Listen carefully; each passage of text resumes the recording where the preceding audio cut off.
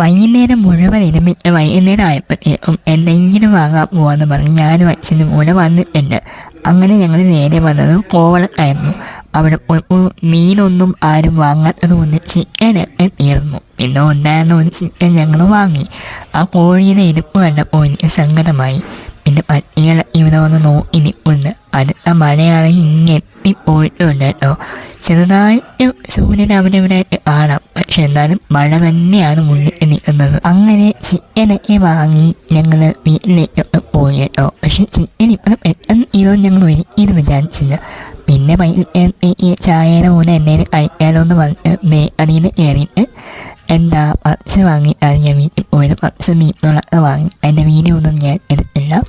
So വരുന്ന വഴിക്ക് എൻ്റെ അച്ഛൻ്റെ ഫ്രണ്ടിനെ കണ്ടു. അങ്ങനെ വൈകുന്നേരം വീട്ടിൽ വരാനൊക്കെ പറഞ്ഞിട്ട് ഹായ് ബായ് എന്ന് പറഞ്ഞ് പോയി. വീട്ടിൽ ചെന്ന് ഏറിയതും 6 മഴയായിരുന്നു.